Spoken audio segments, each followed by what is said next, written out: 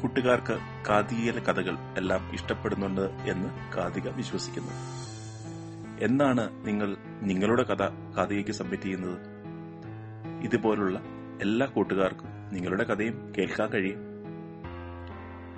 ഇന്നത്തെ കഥ അഹങ്കാരം ആപത്ത്. നമുക്ക് കഥ ഒന്ന് കേട്ടു നോക്കാം. കാതികയിലേക്ക് എല്ലാവർക്കും വീണ്ടും സ്വാഗതം. ഒരു കൃഷിയിടത്തിൽ പിടക്കോഴികളോടൊപ്പം 2 പൂവൻകോഴികളും താമസിച്ചു. കൂട്ടുകാർക്കറിയോ എന്താണ് പിടക്കോഴി, ആരാണ് പൂവൻകോഴി എന്ന്? അറിയില്ലാത്തവർ അച്ഛനമ്മമാരോട് ചോദിക്കുക. അപ്പോൾ 2 പൂവൻകോഴികളും ഒരു പിടക്കോഴിയുമാണ് ആ കൃഷിയിടത്തിലുണ്ടായിരുന്നത്, ആ ഫാമിലുണ്ടായിരുന്നത്. ഒരു ദിവസം ഒന്നാമത്തെ പൂവൻകോഴി പറഞ്ഞു, ഞാനാണ് എല്ലാ പിടക്കോഴികളുടെയും അവകാശി. അങ്ങനെയൊന്നുമില്ല, ഞാനാണ് അവകാശി. രണ്ടാമത്തവനും വിട്ടില്ല. തർക്കം വേണ്ട, നമുക്ക് പരസ്പരം അംഗം വെട്ടാം. ആര് ജയിക്കും അയാൾ പിടക്കോഴികളുടെ അവകാശി, ഒരാൾ പറഞ്ഞു. അത് കൊള്ളാം. രണ്ടാമത്തെ ആളും റെഡിയായി, തയ്യാറായി. അവർ ഏറ്റുമുട്ടി. അവർ ഫൈറ്റ് ചെയ്യാൻ തുടങ്ങി. അല്പസമയം കഴിഞ്ഞപ്പോൾ രണ്ടാമൻ തോറ്റുപോയി.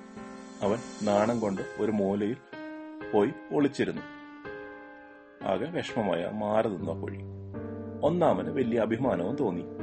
അവൻ ചിറക് കടിച്ച് ഉച്ചത്തിൽ കൂവി. എന്നിട്ട് വിളിച്ചു പറഞ്ഞു, എല്ലാവരും കണ്ടില്ലേ, എത്ര ധീരനാണ് ഞാൻ. ഞാൻ പൊരുതിയാണ് ജയിച്ചത്. ഞാനാണ് ഏറ്റവും ശക്തനായ പൂവൻകോഴി. എല്ലാ പിടക്കോഴികളുടെയും അവകാശം എനിക്കാണ്. ഒരു കഴുകൻ അതുവഴി പോകുന്നുണ്ടായിരുന്നു. ഇത് കേട്ട കഴുകൻ ആ പൂവനെയും പൊക്കിയെടുത്ത് പറന്നുപോയി. അപ്പോൾ രണ്ടാമൻ പുറത്തു വന്നിട്ട് ഉറക്കെ പ്രഖ്യാപിച്ചു, ഞാനാണിപ്പോൾ പിടക്കോഴികളുടെ അവകാശി.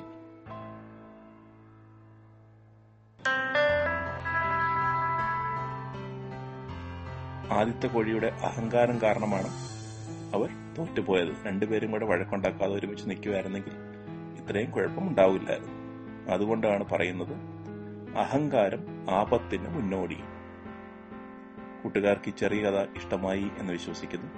നാളെ മറ്റൊരു കഥയുമായി കാതിക. നന്ദി, നമസ്കാരം.